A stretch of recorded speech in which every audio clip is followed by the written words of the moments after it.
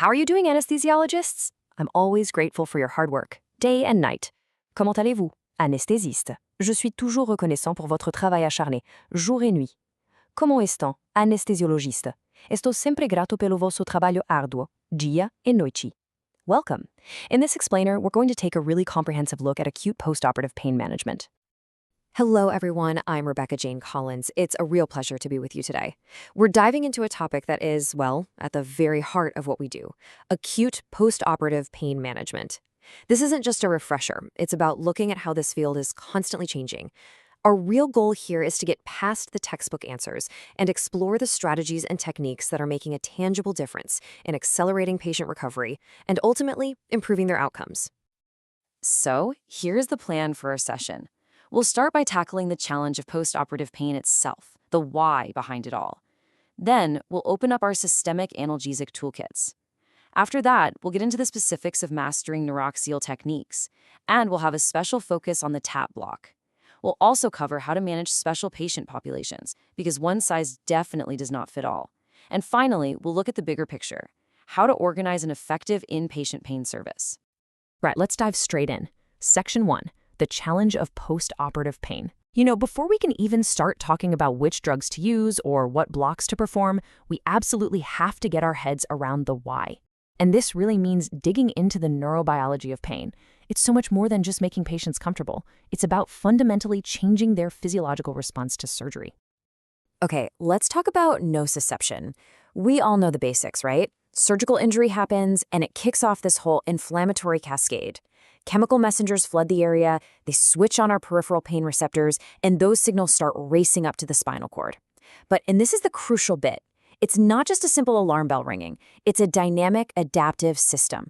If that barrage of signals is too intense or goes on for too long, the central nervous system itself starts to change. It becomes, hyper-excitable. This is what we call central sensitization, and it's the gateway from acute pain to debilitating chronic pain. It's a really critical concept. And this slide really brings that point home. Look at the two sides here. On the left, you've got the immediate fallout from pain. Your sympathetic system goes into overdrive. You get this catabolic stress state. Your breathing is affected. Your gut slows down. It's a total body insult. Now look to the right. That's the long-term price. Uncontrolled acute pain is a major predictor for developing chronic persistent post-surgical pain, CSPP. It's not a separate event, it's a direct consequence. The seeds of chronic pain are planted right there in the recovery room. What we do or don't do in those first few hours and days is absolutely critical. So, how do we fight back? Well, our modern strategy has to be proactive, not reactive. It's built on these three core pillars. First, there's preventative analgesia. This is about getting in there before the pain really takes hold, to try and head off that central sensitization we just talked about. Second, we have multimodal analgesia. The idea here is simple but powerful. Attack pain from multiple angles using different drugs and techniques. You get better pain relief with fewer side effects. It's a win-win. And finally, all of this gets woven into the broader fabric of enhanced recovery after surgery, or ERAS. It's not just about pain, it's about getting patients back on their feet and out of the hospital faster and safer. All right, let's move on to section 2. Now that we understand the why, let's open up the toolbox and look at the what. We're talking about the core pharmacological tools we have for systemic pain management. Let's start with the big one, opioids. For moderate to severe pain, they are still, without a doubt, a cornerstone of our practice. They work on those mu receptors, and in theory, there's no ceiling to their analgesic effect. But we all know the reality, don't we? The practical ceiling isn't analgesia, it's the side effects. We're constantly balancing pain relief against nausea, sedation, and of course, the ever-present risk of respiratory depression. And this is where IV PCA comes in as such a vital tool. It helps us manage opioids far more intelligently. You can see here some standard starting points for morphine, fentanyl, and hydromorphone. The beauty of PCA is that it puts the patient in control, allowing them to titrate the dose to their own, very individual needs. Our job becomes about finding that sweet spot between the bolus dose and the lockout interval. Get it right, and they're comfortable. Get it wrong, and either their pain isn't controlled or the side effects are too much. And a really key point to remember, for our opioid-naive patients, a continuous background infusion is generally a bad idea. It completely negates the safety feature of the patient having to be awake enough to press the button. Now, this is absolutely crucial, and I can't stress this enough. A PCA pump is not a set-it-and-forget-it piece of kit. It demands structured, diligent monitoring. We have to be checking the settings, yes, but also looking at the data it gives us. How many demands did the patient make? How many were successful? That ratio is a fantastic clue as to whether our dosing is adequate. And, of course, the fundamentals. Regular checks of their vitals, their pain scores, and most importantly, their level of sedation and respiratory status. This is non-negotiable for patient safety. Okay, let's move on from opioids and talk about what really forms the bedrock of any modern analgesic plan, the non-opioids. This is where the magic of multimodal analgesia really happens. These drugs are absolutely essential for their opioid-sparing effects. The goal is simple: better pain control with far fewer of those nasty opioid-related side effects. And if you ever need convincing, just look at this table. This data on the number needed to treat, or NNT, is just fantastic. Remember, NNT is the number of patients you need to treat to get one good outcome, so a lower number is better. Now look at this. Oral diclofenac has an NNT of 1.9. Compare that to intramuscular morphine with an NNT of 2.9. That's right. A simple oral NSAID is more effective than an injection of morphine for this outcome. This is why we must be giving these drugs regularly, on schedule, as a foundation, not just as a take-if-needed afterthought. Seeing it as a bar chart makes it even more obvious, doesn't it? The lower the bar, the more powerful the analgesic. And there it is, plain as day. The bar for diclofenac is shorter than the one for morphine. It's powerful, visual proof that a multimodal approach, with NSAIDs right at the center, isn't just a nice idea. It's the evidence-based standard of care. And our toolkit doesn't stop with NSAIDs. We've got other key players. There's acetaminophen, works centrally, no major anti-inflammatory effect, but it's generally safe in kidney disease, which is a huge plus. We have the Gabapentinoids, great for reducing opioid use, but you've got to watch out for sedation and dizziness. Then there's ketamine, a sub-anesthetic dose can be a game changer for preventing central sensitization. And finally, tramadol, with its interesting dual action. The key is knowing which tool to pick for which job, creating a truly tailored plan. Okay, that's our systemic toolkit covered. Now, let's get a bit more specific and shift our focus to the spine. We're diving into the world of neuraxial techniques. This is where we can provide really profound, targeted analgesia by working centrally. Right. If you're going to master neuraxial techniques, you absolutely have to understand this distinction: lipophilic versus hydrophilic opioids. Think of it like this. Fat-loving lipophilic agents like fentanyl get absorbed quickly. That means a fast onset, but also a short duration of action. They don't wander far.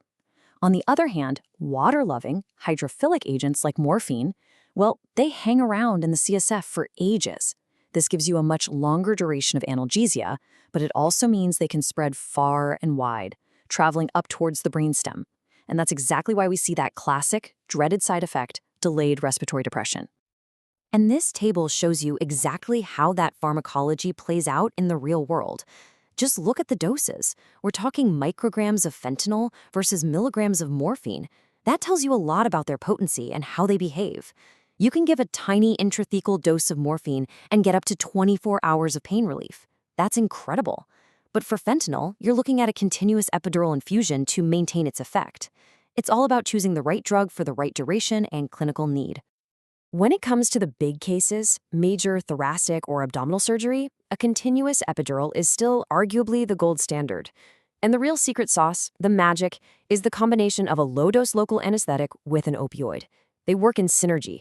You get this beautiful, comprehensive block that hits both the sharp somatic pain and the deep visceral pain. And because they potentiate each other, you can use less of each drug, which means, you guessed it, fewer side effects. But of course, this incredible effectiveness doesn't come for free. We have to be aware of the side effect profile. It helps to think about which drug is causing which problem. The hypotension and emimotor block, that's your local anesthetic. The nausea, the itching, the urinary retention, and the respiratory depression, that's almost always the opioid. And again, with respiratory depression, we need to know what to look for. Is it early from a rapidly absorbed lipophilic drug, or are we on the lookout for that delayed depression from morphine that's traveled north? Vigilance is everything. And just like with IV opioids, we can add a layer of patient control to our epidurals with PCA. It's the logical next step. This table gives you some great starting recipes for different types of surgery. You'll see the theme is always the same: a very dilute local anesthetic mixed with a lipophilic opioid like fentanyl or sufentanil. By combining a low background rate with patient-controlled boluses, we can often find that perfect balance, keeping the patient comfortable and happy while using the minimum effective dose of drug. Right, we've spent a good amount of time at the spinal cord. Now, let's move out to the periphery. I want to do a deep dive into what has been a real game changer for abdominal surgery in the last decade or so, the transversus abdominis plane block, or TAP block. So what is a TAP block? At its core, it's a fascial plane block. It's wonderfully simple, really. All we're doing is injecting local anesthetic into that potential space between two muscles, the internal oblique and the transversus abdominis. Why there? Because that's precisely where the nerves supplying the skin and muscles of the abdominal wall are running. By flooding that plane, we can numb up a huge area. It's a very elegant anatomical trick. And its usefulness is just massive. Just look at this list of indications. Cesarean sections, lap cols, hysterectomies, hernia repairs. It's a who's who of common abdominal surgeries. It's become an absolute staple in our era's pathways because it's so good at reducing opioid requirements. And it's a fantastic option when an epidural is either not possible or not wanted. Now, it's really important to realize that a TAP block isn't just one single injection. We have different approaches depending on where the surgery is. If you're working high up on the abdomen, like for a gallbladder, you'll use a subcostal approach. For lower abdominal surgery, like a hysterectomy, the lateral approach is your go-to. And then there's the posterior approach, which is fascinating. Because you're injecting much further back, you can sometimes get spread towards the paravertebral space, which might even give you a bit of visceral pain relief. You have to match the block to the incision. And this, right here, is what made the block truly take off. Ultrasound. Before ultrasound, it was a blind landmark-based technique. Now, we can see everything in real time. You can clearly see the 3 layers of muscle, the triple-decker sandwich, and guide your needle tip right into that perfect spot between layers 2 and 3. You can literally watch the local anesthetic spread like a dark river, pushing the fascial planes apart. It has made the block so much more reliable and so much safer. So what do we actually inject? Well, you're going to want a long-acting local, like bupivacaine or ropivacaine, and you need volume. Think 15 to 20 mils per side to get a good spread. But we have to talk about safety. That plane is surrounded by muscle, which has a rich blood supply. The drug gets absorbed systemically, and you can see peak plasma levels pretty quickly, within about half an hour. This means the risk of local anesthetic systemic toxicity, or LAST, is very real. We have to be absolutely meticulous about calculating our maximum safe dose and aspirating carefully before we inject. Right, so we've looked at our drugs, we've looked at central blocks, and we've looked at peripheral blocks. For this next section, let's shift our focus from the techniques to the patients themselves. Because how we apply these tools has to change when we're faced with specific, and often more complex, patient groups. It's time to talk about the who.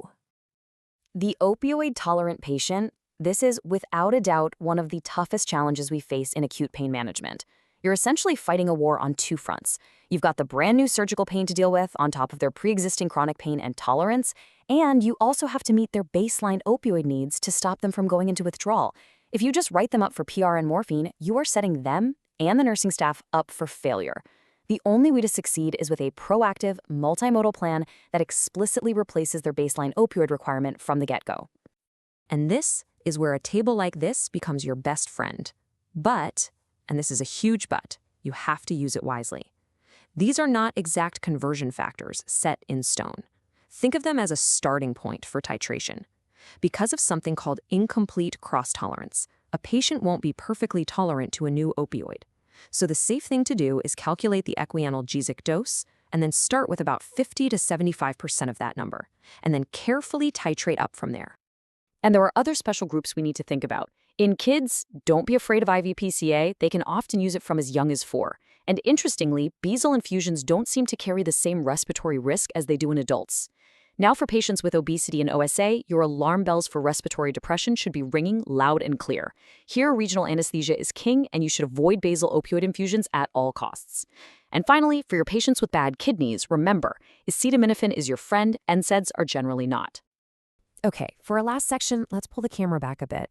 It's one thing for each of us to be an expert, but to provide great pain relief for every single patient, every single day, you need a system. Let's talk about what it takes to build a truly effective inpatient pain service. A great acute pain service isn't about heroic individuals. It's about robust, evidence-based protocols. What does that look like? It means standardizing multimodal analgesia so that it's the default for everyone. It means having ironclad safety and monitoring protocols, especially for your regional techniques. It means having clear guidelines on when and how to use adjuvants to make your blocks last longer. It's all about taking that individual expertise we all have and turning it into reliable, high-quality care for the entire institution. So, to wrap things up, I want to leave you with a thought. We've come such a long way, haven't we? We've moved from just reactively giving morphine to this whole proactive, multimodal, regional first philosophy. But let's be honest, the completely pain-free recovery is still the exception rather than the rule.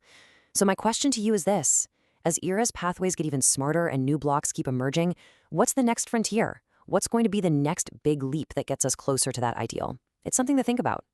Thank you very much for your time.